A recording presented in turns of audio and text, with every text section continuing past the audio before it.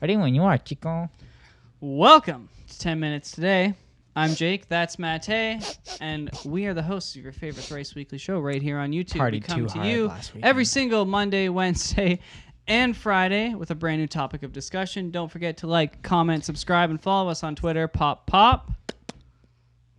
Today's topic is it's a heavy topic. Why is everything so heavy? Why is everything so heavy? So Love you. earlier this week, was Linkin Park your favorite band? One of them. They were my favorite band. He was definitely one of my favorite vocalists. Oh, by far. He was crazy. Chester Bennington committed suicide, the lead singer from Linkin Park. Sad face. And I was genuinely. This is my Linkin Park hat. I don't know if it shows up. I was genuinely upset I was too. when you texted me I know. because I hadn't heard it and I was at work and then it hit me and I was like, I had just bought my car and I was like, fuck, now I'm upset. And I wasn't happy anymore. yeah. I literally just And they bought were my car. mid-tour. I know. Damn it, Chester. I know. And his last thing he did was a carpool karaoke. They're Oh, going to be really? releasing it soon. Yeah, Oh, he did it the nice. day before. Oh, Or I guess that's 2 depressing. days before and then the day. Whatever. Yeah. I want to ask the question, do we still ignore or look down upon mental illness? Because I think for people who really listen to his music, you're like,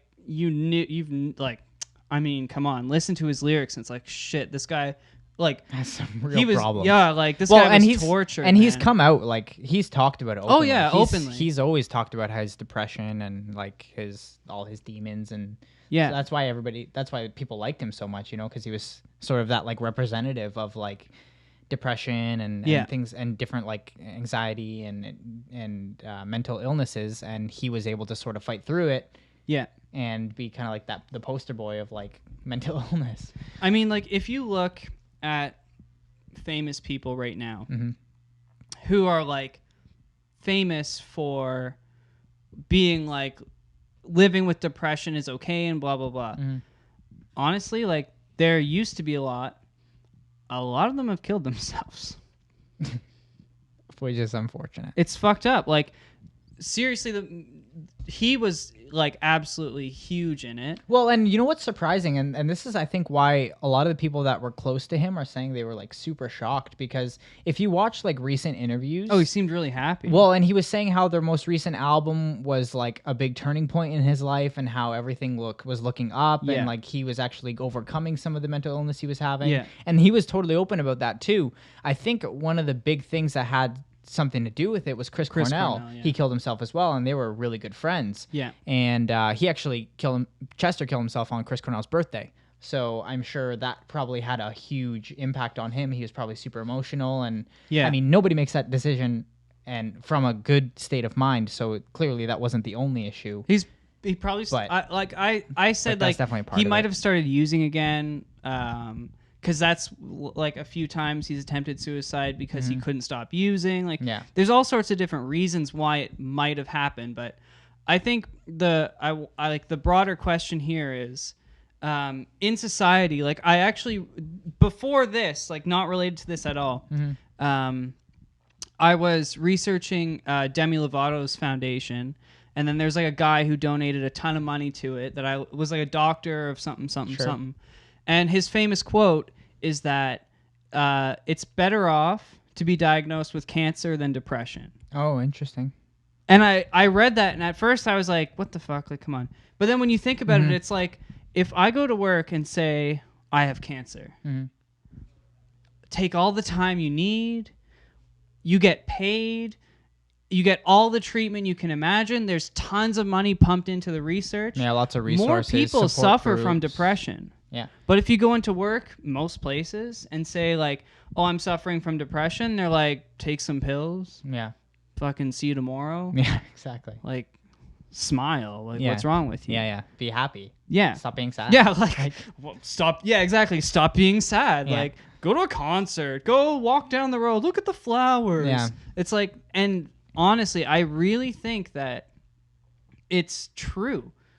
like from a health perspective, you're better off being diagnosed with something horrible because your society around you and your group around you is more capable of coping and dealing with a physical illness than a mental illness. Yeah, and they understand more, and it's like they provide more support, and like even if you have an outpouring of support for like a mental illness, over time it just becomes like people become numb to it. It just becomes something like a part of you. So yeah, definitely, I think that there is still a huge stigma with mental illness, and I think that it's taboo to talk about like your emotions, and like if you have depression or anxiety or what have you. It's hugely like taboo to talk about it, and people you like a lot of people feel like others will look down on them and not think that they're like, you know, not strong or something's wrong with them, or, you know, like it's just some sort of problem that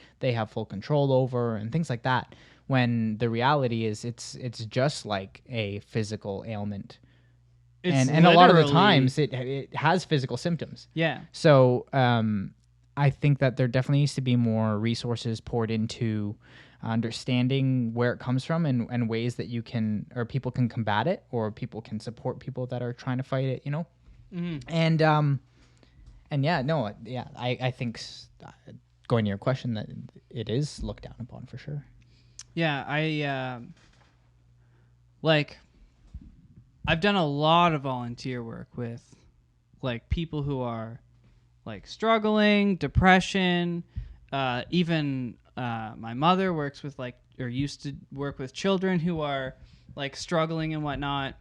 And the general population, in my experience, is like they either have themselves or know someone like directly, and by that I mean like literally it has to be a spouse or a child who has suffered from like severe depression, or like, and it's played down because you go online and be like, I'm depressed, I have OCD, like it's like, fuck no, you don't understand. Like you really don't understand what these things are. You just talk about them. It's like the term love, like, oh, I love this, I love that. No, you don't understand what that means.